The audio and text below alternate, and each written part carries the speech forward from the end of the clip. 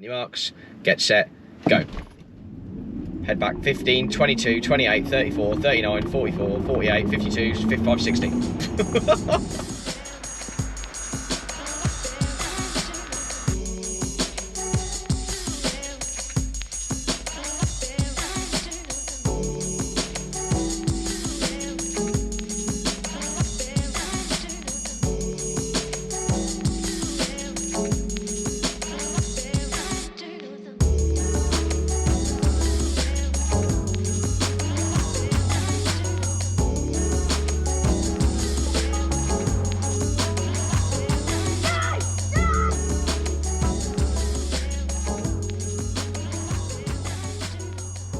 Hi everyone, welcome to CMD in another video. You join me with the BMW iX. This brand new flagship is essentially the platform that future BMWs will be based on and has been built from the ground up as an electric vehicle. So as the future looks progressively towards electric cars, this car should give us an indication as to what we can expect from BMW as a manufacturer, a company that are looking to obtain a 50% market share from this platform. So as a BMW fan and owner myself, is this car a worthy replacement for something like the wife's X5? And can it give us an indication as to what's going to come from BMW with regards to their future production line? Now, what I'm not going to do in this video is talk to you about EV and the future of motoring. That's something that isn't for me to cover. I'm in no way an industry expert. However, what I would say is cars like this are now on my radar personally, thanks to a company car scheme. So essentially businesses out there are looking to lease these cars out under salary sacrifice and throw in free chargers, free mileage, insurance, servicing, tyres and so on and so forth, which makes cars like this all of a sudden financially a fantastic proposition.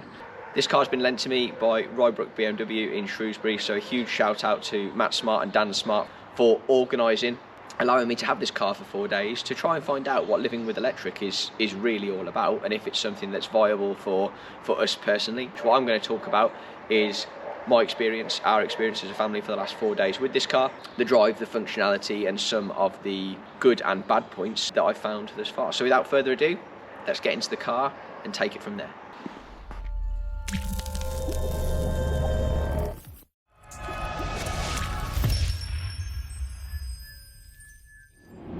Been living with the car now for the last five days.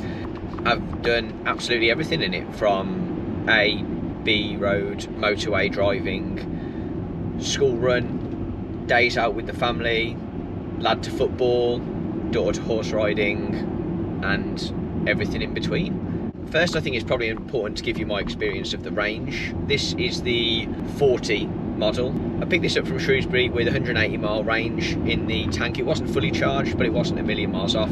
Admittedly, I didn't check that when I first got into the car. It was more about driving it home and getting used to lots of different things. However, at the end of the first day, I'd driven 100 miles. I used 80 miles of range, so I drove a good half of that, I would say, inefficient on A and B roads all the way home, much like what I'm driving now, obviously, on the way back.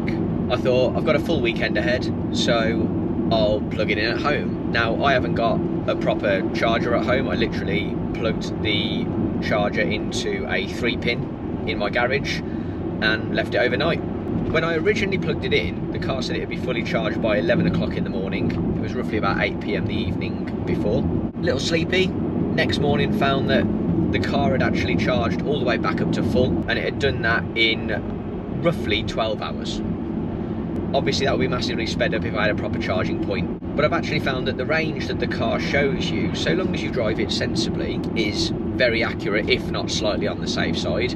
I've actually preferred driving this in the efficient setting rather than personal. Just lent itself more to the car's characteristics. For me, this is a, you know, SUV, big car, should be nice and wafty, and to be honest with you, efficient driving is more than ample. And because it is so quiet in here, and it really is compared to anything else I've ever driven really, considering I'm in a 2.5 ton vehicle, the soundproofing is clearly very, very good. It's a really relaxing place to sit, it's a very comfortable place to sit.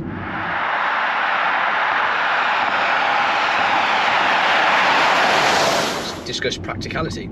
The boot shows 500 litres with the seats folded up. I don't know the figure with the seats folded down, but it's very easy to do. But the other thing that you do get is you do get a huge space under the floor. Now the batteries in this are rear mounted, but irrelevant of that, all the charging cables and then 2 bags of shopping yesterday went in a cubby sort of under the boot, so there's still a cavernous boot space. Other interesting things that I've found: you can't open the bonnet. You actually fill the washer fluid up now actually through the BMW badge on the front of the car. You can't get around, obviously, a beautiful huge dash, very high resolution screen, very minimalistic. So again, if you're used to driving BMW, you've lost a lot of buttons. You've still got your Idrive console. This has the optional upgrade here, so there's a wood trim dash at my fingertips with crystal buttons, knobs, twizzly bits, both for seats on the door and at the left hand, to access all of your climate control, which is traditionally what sort of would be the buttons here. There's a quick button at the bottom of the screen, and then you get everything from where you want the air distributed, fan speed, heated seat, heated steering wheel on the driver's side. Seats are a little bit different, a little bit quirky. They've gone very Mercedes with that, so now you can use the right hand side to adjust your back support and seat. But then if you want to get into the nitty gritty of the seat, so the lumbar, bolster, etc., there's a button by your sort of set 1-2 functions that you press, and then all your options come up on the screen again. That includes on this car a massage function, which is okay, I guess. I think if you were sat in the car for a long time, it's quite a nice thing to have. But actually all of your lumbar support, etc., is all there available, but you can't mess with that while the car is moving. So it's a safety feature, which makes perfect sense. So if you are using one of these on a regular basis, it is definitely worth taking the extra 5 minutes to make sure you're 100% happy with your seating position before you get going. This new car, this new platform, obviously brand new technology inside. We've got the latest Idrive, which BMW Idrive has been top of the pops for a very long time anyway. It's not ever missed a beat as far as I'm concerned, and has always stood head and shoulders above everyone else. Subjective opinion, but I do think the operating systems in these cars have always been very, very good. This one is no exception. The Idrive itself works very well. The screens are such high resolution. I use Apple CarPlay and I've got a heads-up display which is very clear. And if you use the BMW sat-nav, you end up with a augmented reality sat-nav. So essentially the cameras on the front of the car, which are all placed in the front of that grille under this sort of self-healing polyurethane plastic, produce a visual image of the road in front of you as you are driving on it, with arrows on the road as and when you need to turn. So it's very easy to follow. So from a family perspective and from a use day to day, it's been very relaxing. The range has been more than ample. It's always been as quoted. I haven't found myself sort of worrying that it's not achieving what it's supposed to, especially when it's driven sensibly like now. And it is a very easy car to drive sensibly because the characteristics, the place that you're sitting in, lends itself to a very chilled out drive. I've arrived at lots of destinations far more relaxed than I normally would because it's just a very easy place to sit.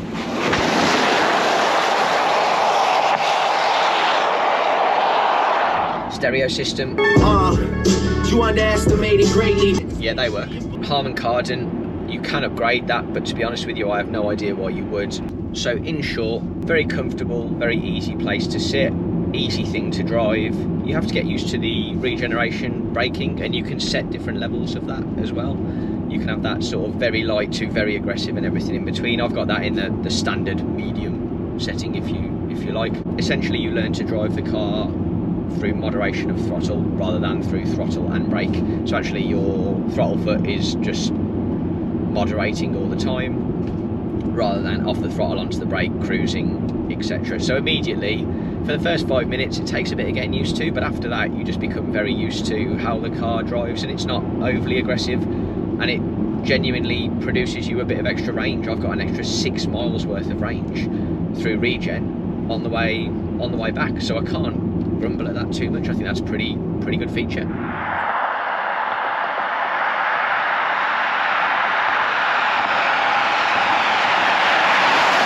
The only other thing really worth mentioning in the cabin beyond that is the steering wheel. A lot more minimalistic than previous generations. This hexagonal steering wheel is actually a little bit three-dimensional. Initially, I didn't like it that much, but now I'm used to driving with it. It actually lends itself quite nicely to different ways of driving. So when you're at your 3 and 9, as it were, or 10 to 2, the steering wheel is a little bit closer to you, and it sort of lends itself to holding onto the wheel properly, as you rightly so should. Oh, the police.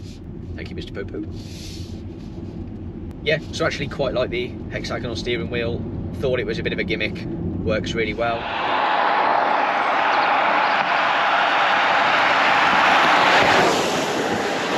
Right, let's get into the drive, because BMW, the ultimate driving machine, and whilst you wouldn't necessarily expect that from an SUV, this thing is actually rather good and fun to drive. The nose, I have to say, is very direct. You never really find yourself wondering where the front end is. It's not vague in the slightest. It's very direct if you want it to be. So I'm still in efficient mode, driving very tight, narrow B roads,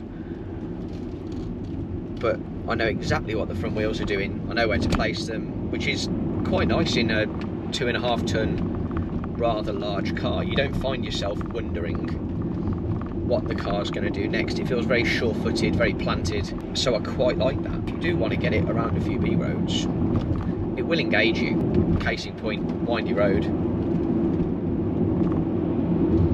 And because the acceleration is so instant, and it really is instant,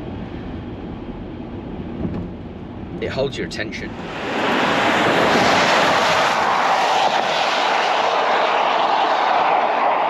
thing I need to do is go through my modes, pop us into personal, find a national speed limit road, and just show you how great this thing is at 0 to 60, because I've heard a lot of people talk about acceleration in electric cars, and I've experienced it myself when I test drove the i3. So here we go, national speed limit road, nice and quiet, brake to 0. Okay, I'll let you know when my foot goes flat. On your marks, get set, go. Head back 15, 22, 28, 34, 39, 44, 48, 52, 55, 60.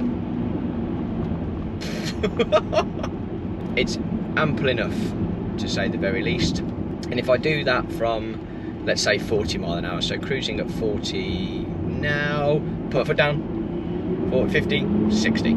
So despite it being the lower powered version, I don't feel like you would ever want more power from a car like this. It's easy to overtake, power's available all the time. Yeah, if you start thumping it, it affects range. I've already got that effect now, but it's very, very good. Yeah, really, really nice. Just goes. It's lovely. So this one obviously comes in black. I quite like it. I think I'd maybe spec it in black myself if I was going to. With the cream leather, it's very nice in here, and if I lived on my own, bachelor, you know, something along those sort of lines, no dog, didn't live in or very close to the countryside, I'd consider it. So as a city driver, absolutely. For me personally, it would have to be black, or they do like a dark brown as well, but I think I'd be heading for the black given the choice. This one's got the optional pan sunroof, very, very nice, along with all the crystal dials wood effect dash, which is really, really lovely. 21-inch wheels, not that you would notice, quite frankly, because they are predominantly black, laden with huge black Pirelli tyres, which means that essentially they're just big wheels that you don't really see. So if I was going to order one, what would I change? I like this cream leather. I think it really suits the cabin, especially with all the high-end feels. You've got these sort of silver bronzed metals, crystal, you know, everything's sort of very chic in here. You know, if I wasn't a family man who, you know, took the lad to football, the daughter to horse riding, and lived not a million miles away from rural British countryside, I think I'd consider the cream. However, for me personally, it just doesn't lend itself to family living. We've borrowed this car now, this is day 5, and, you know, there are telltale signs all over this car that it's just not designed for someone like myself to live with. So I think I would be heading for the black or dark brown interior. So I wouldn't go with the cream leather. The other option I would specify would be air suspension. This car is not on the air suspension, and I wouldn't call the ride bad, that's not fair, but for me it is far too busy for an SUV.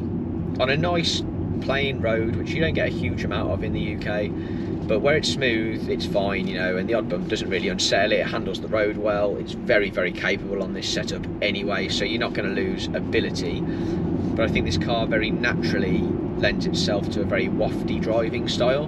With this suspension, it just doesn't feel like it matches the character of the car. I feel like air suspension would be far better suited and make the ride, you know, 10 times more comfortable.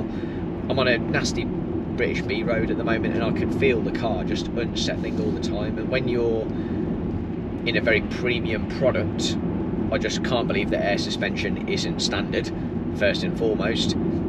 That being said, on the basis that it's not, I would definitely tick that box before I started worrying about snazzy knobs.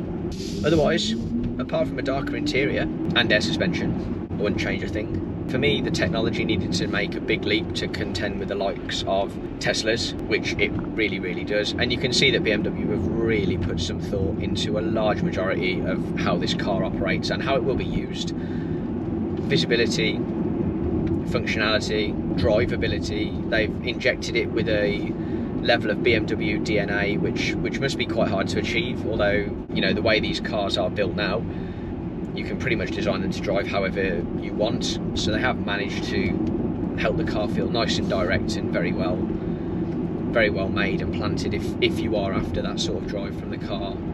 It feels progressive, it feels like the future. No sooner you sit in our present X5, my M2 competition, you know, you're aware that they are now older cars. They feel far more analog, which is fine if it's your preference, but again, this car needs to feel like the future and behave like the future, and to me it really does that very, very well. But they've done enough to make it feel better than anything else I've driven in this sort of market so far. Considering I'm not a fan of milk floats, electric cars, I actually genuinely don't want to get into this debate on here, but don't think electric is the future for the automobile. I really don't. At the moment, the numbers make that much sense that I don't really think we can ignore them. And if we were looking to go down the EV company car salary sacrifice route, would I consider an iX over its competitors? Yes, I would. I'll be honest, we were entertaining the conversation because it was interesting and something to look at, whereas now, having driven it, I think we'll seriously look at it. And if you are looking to test drive a car like this car at the moment is available at Rybrook BMW in Shrewsbury. Matt Smart and Dan Smart have been more than accommodating. I've visited that garage a few times now, and they have an absolute plethora of phenomenal machinery in there. When I went to pick up the car, there was a bright yellow M4 competition, an M5 CS waiting to be collected. You know, some of the cars that these guys punch out there really are next level BMW, and the customer service, as far as I can tell, has been top grade. So if you're interested in finding out more about this car in particular or test driving it, I'll make sure I put a link in the description below to contact the team. Guys, that's it from me. I've got to sort of think about closing up now. Thank you for tuning into this video. If you are new to CMD and this is the first video of ours that you've seen, Car Mad Dad has been set up as a YouTube channel with a difference. All revenue that we generate from ads and other ventures is going 100% to good causes. More recently, we filmed a video where we made a donation for £1,500 to Birmingham Children's Hospital. So essentially, just by tuning in and watching this video, you've helped make a big difference to other people's lives. So if you like what you see, hit that like button, give me a subscribe, and I hopefully look forward to seeing you soon. Cheers.